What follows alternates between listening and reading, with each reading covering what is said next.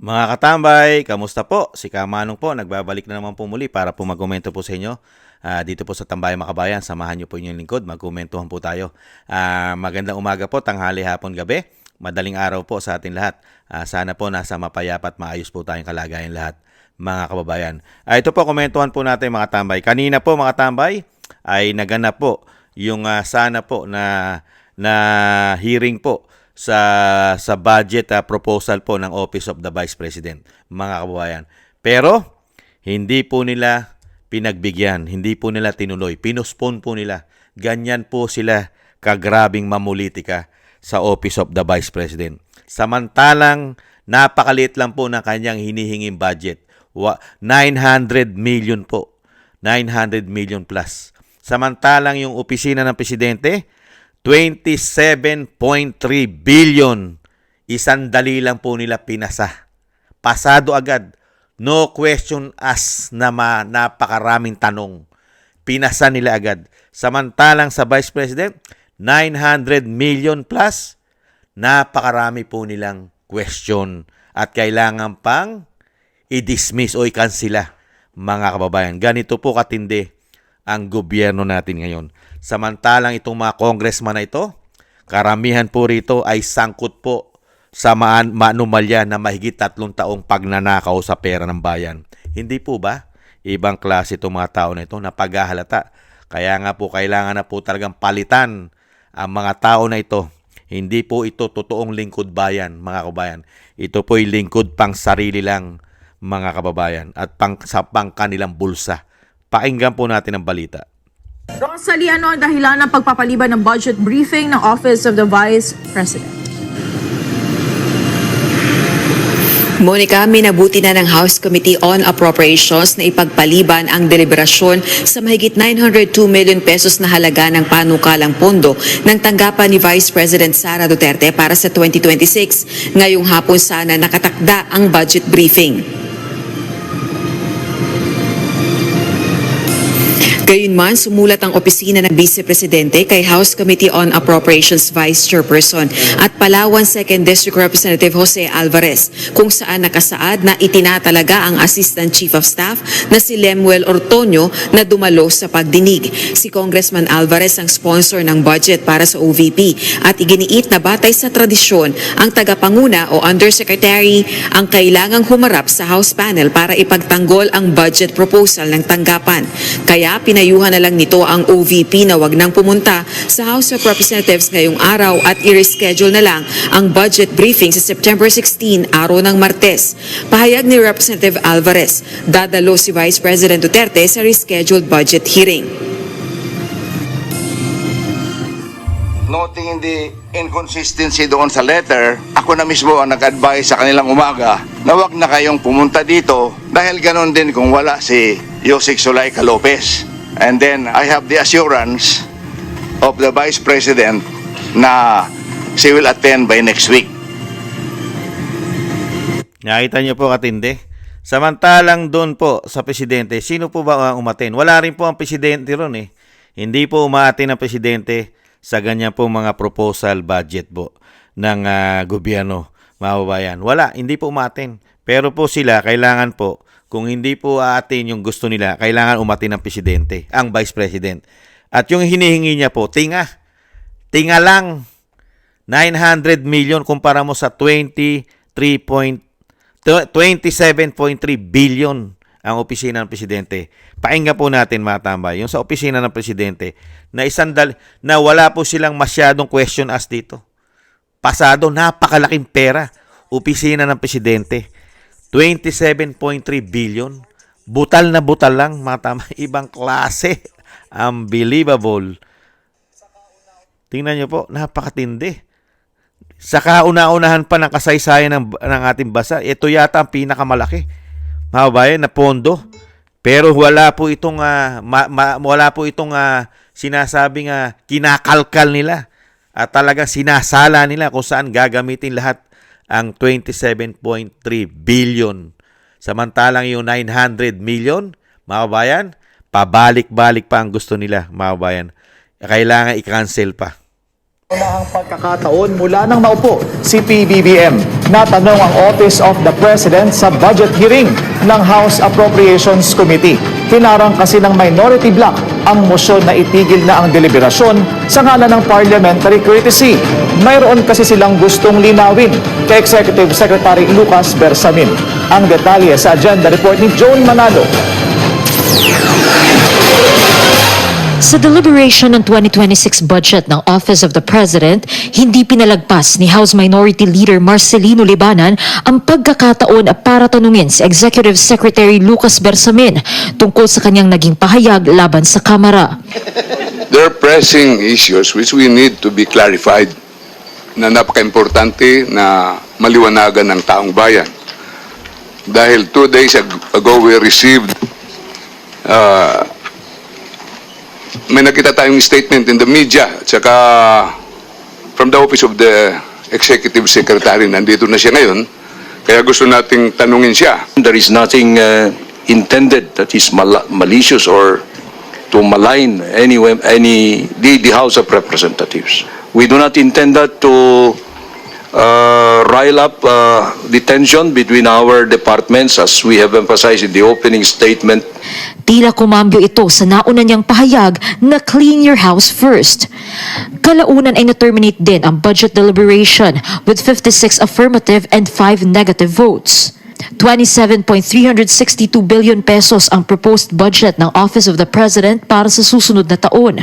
Mas mataas ito ng 72.19% sa kanilang 2025 appropriations na 15.846 billion pesos. Nakita nyo mga tambay, sandali lang po. Hindi na po pinuspone. Hindi na po pinabalik, mga tambay, ang opisina ng presidente. Wala na pong balik-balik. At gaano kalaki po ang pinasa nila. Inaprobahan po nila ng Kongreso. 27.3 billion. Hindi po ito kansilado. Nagpadala na nga ang Office of the Vice President, mga tambay, yung kanyang undersecretary, mga kabayan. Dahil nga po, hindi naman po ganun kalaki ang hinihingi nilang budget sa kanilang opisina. Ikumpara mo sa presidente na 27.3 billion. Sa kanya po ay 902 million. Mga kabayan, mas malaki pa nga yung hinihinging budget ng PCO yung mga nagsasalita sa Malacanang. Mas malaki pa budget no sa Vice President ang hinihingi nila. Mga kababayan, kulang 1 billion din po hinihingi nun. Pero yung opisina ng Vice President, nakita nyo po kung paano po ito lagyan ng mga issue at question. Vice President, future President, presidente yan Dapat ang pagtrato dyan, kamukha rin ang pagtrato sa presidente. Dahil presidente rin yan. Any happen, mangyari sa Pangulo, siya ang presidenteng papalit. Di po ba? Yan ay future president yan. Kung ano mangyari sa presidente, dapat equal yan. Di po ba? Kung ano ang ginagawa na pagtingin at respeto sa presidente, ganyan din dapat ang ginagawa respeto sa vice president, lalo-lalo sa budgeting. Nirespeto ninyo ang budget ng proposal budget ng Office of the President. Bakit ang proposal budget ng vice president ay hindi nyo ginagalang? At napakarami nyo pang hinihiling at question us. Bakit? Gusto nyo pa ang Vice President ang umatin. Ibang klase kayo. Kayo po ba hinihiling nyo na umatin ang Presidente ng Pilipinas diyan sa Kongreso, sa House of Representatives para ipagtanggol niya ang kanyang hinihingi na 27.3 billion? Mga kababayan, meron din kayong hangganan sa ginagawa nyo sa pamilya Duterte, sa ginagawa nyo sa Vice President Sara Duterte na gada budgeting po. Hindi nyo po ba napapansin? Ilang beses na po, magmula po nung pinulitika nila ng husto yan noong 2023, hindi na po nila tinantanan yan. 2024, ganyan din po ang ginawa nila sa budgeting, sa proposal budget ng Vice President. Binabawasan pa nila ang pondo niyan. Pilit po nilang kinakalkal at sinasabing kurap at kukurap at nanakawin lang daw po ng Vice President. Kaya po binabawasan pa ang budget ng Vice President. Talagang ino-audit pa nila ng maigi. Samantalang yung pondo ng House of Representatives na bilyon-bilyon, hindi bababa sa 25 to 30 billion isang taon ang Kongreso na House of Representatives, ay hindi po yan hinihiring. Wala pong hearing ang budget ng Kongreso, ng Senado at ng Kongreso. Wala pong ganyan. Wala pong umaaten na speaker para po questionin ng taong bayan bakit napalaki ng proposal budget ng House of Representatives ng Senado. Wala tayong nakikita na hinihiring yan. Matagal na panahon na, dekada na. Bakit? Special po sila. Pagka nilagay po nila ang budget nila, as is na yon. Wala na magko-question. Wala na. Mga kabayan, ganyan po katindi, kawalangya ang mga taong ito. Pagka po papabor sa kanila, tikom ang bibig nila. Pagka po politikahin nila, napakaiingay nila. Ganyan po ang sistema ng gobyerno sa atin nung pumasok po ang binagoong Pilipinas.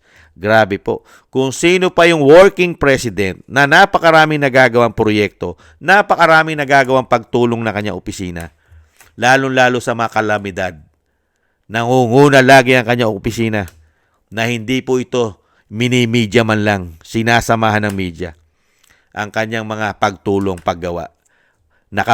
Blackout ang media, mga tambay, pagdating sa Office of the Vice President. Limitado lang po. Ganyan po kawawalangya ang mga taong ito umano sa ginagawa nila sa opisina ng Vice President. Kaya napopulaan sila na husto eh.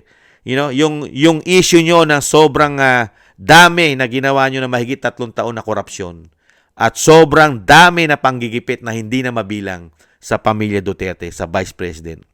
Yan po ay natatandaan at nasa utak po ng mga Pilipino yan. Yung mga pinagagawa nyo na yan, panggigipit sa opisina ng Vice President, sa mismong Vice President na pilit nyo pinababagsak, impeachment. Lahat po yan ay nakatanim na sa aming mga puso't isipan na grabe kayo kawawalang hiya umano, mga kababayan. Katatapos lang ng proposal budget ng Office of the Vice President. Isang dali lang, hindi pa nagtagal ang hearing. Pasado na, 27.3 billion.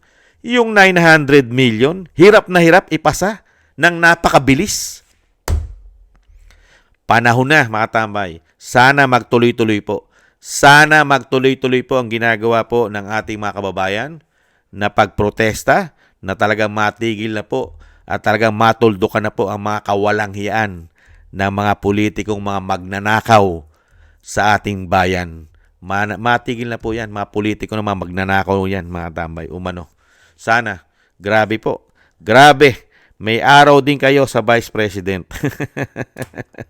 Hindi ba? Ang panahon ay lumilipas. Pagkaya na hindi nyo napabagsak, may araw din kayong lahat sa Vice President, mga kabayan. Kaya nga, pilit nyo yung pinababagsak at yung sinasabi ko po lagi, yung ginagawa po nilang pamumulitika sa Senado, dahil sa Senado po magtatapos ang impeachment. Ang judgment po ng impeachment ay sa Senado. Pilit po nilang pinababagsak ang kredibilidad ng mga Duterte bloc sa Senado. Dahil po may niluluto na naman po impeachment yan. Komento ko po sa susunod na taon. At ang Senate President po ron ay hawak sa ilong umano ng Speaker at ng Pangulo umano. Ayon na rin mismo yan kay Senator Marcoleta sa kanya pong mga komento, mga kababayan. Maraming salamat po, mga tambay. At tayo po yung umaasa na sa susunod o sa mga darating na panahon at sa lalong mabilis na ang magiging presidente po ay ang isang Duterte, ang Vice President. At itong mga tao na ito, magmula sa Pangulo hanggang sa Senado, hanggang sa Kongreso, sa House of Representatives, ay dapat managot ang mga tao po na mga unang-una, sobrang pamumulitika ginawa sa kanila. Pangalawa, grabing korupsyon na dapat managot at isuka nila, ibalik nila ang mga ninakaw nila at mapanagot din po sila sa batas at ng makulong. Kung may bitay nga lang sa atin, dapat nga po nakahilera na po sa bitay ang mga tao na yan. Kaya lang po, ayaw nila ipasa ang bitay. Ayaw rin nila ipasa ang pulburon test. Ayaw na ayaw po ng mga magnanakaw na politiko yan. Kasi sila ang malilintikan dyan, mga kababayan. Magiging batas lang naman po yan pagka si BP Sara na po ang Pangulo. Tututukan niya po yan, mga tama, yung pulburontes, saka yung bitay para sa mga politiko. Dahil nahandyan po ang pinaka-grabe at talamak na korupsyon ay hindi naman po yung mga hold-upper. Barya-barya lang po yung hold up nun. Sinasabi nga mga randing and tandem na nang-hold up din ang mga businesses. Maliliit lang yon sa ninanakaw nila. Pero ang dapat po talagang mahilera sa bitay, number 1, mga politiko. Dahil grabe po magnakaw ang mga politiko. Hindi po nagnanakaw lang na 10,000 yan, 100,000. Hindi po. Ang mga politiko sa ating bansa ay hindi po sanay magnakaw ng libo, ng 100,000, hindi po. Ang ninanakaw po niya, milyones, 100 milyones, bilyon. Pagka po sinumamot, pinagsama-sama mo, trilyon ang mga ninanakaw po ng mga demonyong politiko sa ating bansa. Kaya po sinasabing napakarami na pong masasamang magnanakaw sa ating bansa. Maraming hold-upper, kidnapper. Barya lang po sa mga politiko ninanakaw nila yan. Barya lang po. Kaya po kung magkakaroon po ng bitay, ang kauna-unahan pong dapat mahilera dyan at kauna-unahang mabitay, mga politiko, mga kababayan. Sila po ang isang damukal ang ninanakaw sa pera ng bayan. Barya lang po ang ninanakaw ng mga hold-upper. Hindi po ba? Karamihan po nga dyan, cellphone lang ang kinukuha, di ba? Cellphone, alahas. Pero mga politiko, bilyon-bilyon, daan-daang milyon, trilyon. Pero walang nakukulong. Walang nakukulong, mga kababayan. May makulong man, pag nakalaya, politiko pa rin ulit. Naglilingkod ulit, nakapagnanakaw ulit. Hindi po ba? Kaya dito po, mga tamay, masyado po silang bistado, mga tamay. Ang ginagawa nila sa Vice President. 902 million, ikumpara mo sa 27.3 billion, ano po ang comparison? Ano po sa tingin nyo? Wala po bang pamumulitika? Hindi po ba? May araw din po sila, mga kabayan. Maraming salamat po sa nagusto po natin tambayang makabayan sa YouTube at TikTok. At ganun din po sa mga nagko-comment, like, share, and subscribe. At sa ating po mga subscribers, maraming salamat po sa inyo, mga kabayan. Mabuhay po kayo. At sa patuloy pong nagsusubscribe, maraming salamat po, mga kabayan. At thank you rin po at shoutout po sa mga biyaya po na inyo pong pinagkakaloob. Shoutout po. Thank you po kay Ma'am Nancy, kay Tatay Nick ng Canada, Gay at Shena, Norma Garcia, Michelle Yamaguchi Vlog, Rosalina RK, Team 888, Wills Bubbles, Arpel Villacorta, Chidorico Erguisa Jr., Ani Jo, ako si Pilam, Jovelyn Watanabe ng Japan, si Jem Aris ng United Arab Emirates, Julieta Silona ng Sydney, Australia, Gina Ray Solidides ng Berlin, Germany, Jake Yahut 4531 ng Maisog, California, USA, Eric Hersio ng Canada, Kingston 123 ng Hong Kong, si Bay Chichiyoko, si Ma'am LB at si Sir Manny ng North Miami, Florida, USA. Thank you po, mga kabayan, sa mga biyaya po. Ingatan po kayo, lalo po sa inyo po mga paggawa. At syempre po, yung dasal at panalangin po natin na maingatan po ang pamilya Duterte, ang ating Vice President, maingatan po sana. Ganun din po ang ating dating Pangulong Duterte, maingatan po at madugtungan pa po ang kanyang buhay at kalakasan at makabalik na po sa lalong mabilis sa ating bansa. Maraming salamat po sa mga dasal. At ganun din po, mga tambay, tayo po yung magdasal na maingatan po tayo at ang ating buong sambayanan. Maraming salamat po sa muli. Bye-bye. Paalam.